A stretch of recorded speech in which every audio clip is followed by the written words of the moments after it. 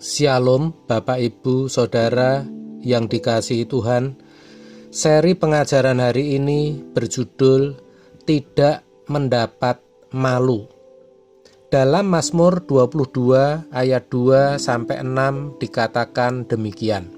Allahku, Allahku, mengapa engkau meninggalkan aku? Aku berseru, tetapi engkau tetap jauh dan tidak menolong aku. Allahku, aku berseru-seru pada waktu siang, tetapi engkau tidak menjawab, dan pada waktu malam, tetapi tidak juga aku tenang. Padahal engkaulah yang kudus, yang bersemayam di atas puji-pujian orang Israel. Kepadamu nenek moyang kami percaya. Mereka percaya, dan engkau meluputkan mereka. Kepadamu mereka berseru-seru, dan mereka terluput. Kepadamu mereka percaya, dan mereka tidak mendapat malu. Ayat ini berkata, ada saat di mana pemazmur merasa ditinggalkan oleh Allah dan tidak dipedulikan Tuhan. Dan ketika pemazmur membandingkan dengan pengalaman nenek moyang Israel yang berseru-seru kepada Allah dan mereka diluputkan dari berbagai bencana dan mereka tidak mendapat malu, sepertinya ada perbedaan antara pengalaman nenek moyang Israel dengan pengalaman pemazmur. Bukankah ini sebenarnya juga persoalan kita? Kita tidak mengucapkannya, tetapi di dalam hati kita berkata, Tuhan ini serius tidak berurusan dengan aku. Sampai akhirnya kita meragukannya dan berkata, sebenarnya Tuhan itu ada atau tidak? Jangan begitu, saudara. Itu namanya tidak percaya atau kurang percaya. Dan itu merupakan sikap semena-mena terhadap Tuhan. Memang mempercayai Allah yang tidak kelihatan itu tidak mudah. Tapi Allah itu hidup, maka kita harus benar-benar mengalaminya. Sayangnya, banyak orang tidak memiliki percaya yang berkualitas. Percayanya itu belum sungguh-sungguh. Padahal tadi dikatakan, mereka yang percaya kepada Allah tidak mendapat malu. Tapi, sekalipun kita sudah percaya sepenuhnya, bisa saja Tuhan izinkan kita mengalami keadaan yang kita seakan-akan mendapat malu. Namun akhirnya, kita pasti tidak dipermalukan. Kalaupun jatuh, kita tidak akan terkapar. Maka jangan asal-asalan dalam berurusan dengan Tuhan. Jangan memberi ruangan lain yang bisa menjadi pengharapan hidup kita, baik itu kekuatan sendiri atau cara sendiri. Sebab itu sikap tidak serius atau semena-mena terhadap Tuhan. Coba renungkan, mengapa kita tidak berani menaruh seluruh pengharapan kita kepada Tuhan? Apakah Tuhan kurang manjur atau kita merasa Tuhan pilih kasih sampai kita berkata, di mana Tuhan? Bagaimana bisa mempercayai Allah yang model begini? Jangan begitu. Ingat janji Allah kepada Abraham.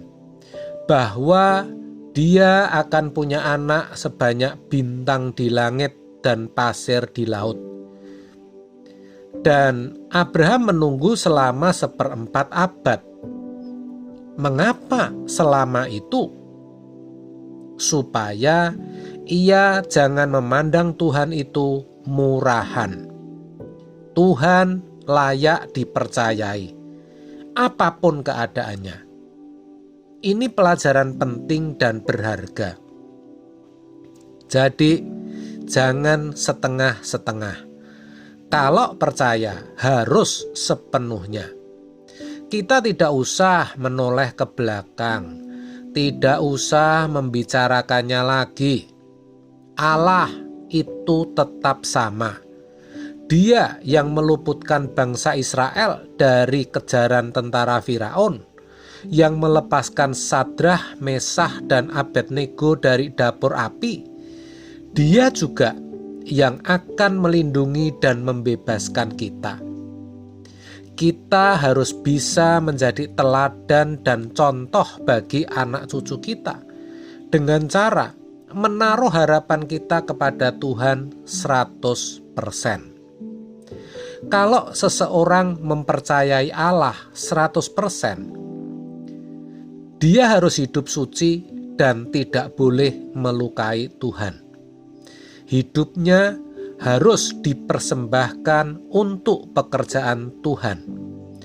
Kita itu berutang kehidupan, berutang kebaikan, dan kita tidak akan pernah bisa membalas kebaikan Tuhan yang begitu besar.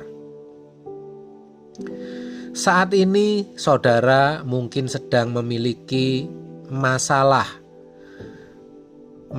keluarga, pekerjaan, keuangan, atau kesehatan. Dan Tuhan tidak segera menolong, walaupun keadaannya semakin parah. Nasib saudara seperti tidak diperhatikan. Memang begitulah kenyataan dalam mengiring Tuhan. Kita harus tahu saudara, kalau Tuhan membiarkan sampai sepertinya berlarut-larut, hal itu karena Tuhan mau kita mempercayai Allah dalam keadaan-keadaan seakan-akan Tuhan tidak melindungi. Belajar dari keluhan pemazmur. Kalau kita bergantung kepada Tuhan, mempercayai Tuhan, kita berurusan sepenuhnya dengan Tuhan, maka kita tidak bisa hidup dalam dosa. Percaya kepada Tuhan pun membutuhkan kepantasan. Kalau hidup kita kotor, tidak mencintai Tuhan, tidak peduli pekerjaan Tuhan, maka kita belum bisa dikatakan percaya kepadanya. Kalau masih Kristen kanak-kanak, pokoknya percaya saja. Tapi untuk Kristen dewasa harus mengerti bahwa kita layak dilindungi Tuhan kalau hidup kita benar dan hati kita bersih.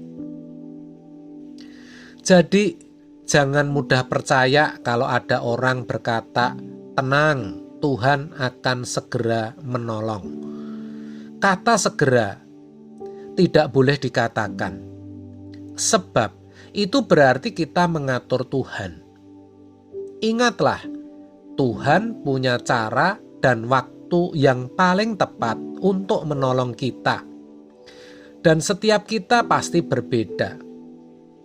Walaupun kondisi hidup hari ini membuat kita malu, tetapi pada akhirnya kita tidak dipermalukan. Oleh sebab itu, mari saudara, saya ajak kita bangun kembali percaya kita kepada Tuhan. Dia tidak akan mempermalukan kita. Jangan melihat orang-orang yang tidak peduli Tuhan dan tidak mempercayainya. Jangan berkata, percuma percaya Tuhan. Ingat, Allah itu hidup dan layak dipercayai. Apapun dan bagaimanapun keadaan kita, Tuhan pasti topang. Tetapi kita harus menjadikan Tuhan segalanya dalam hidup kita. Amin. Tuhan Yesus memberkati.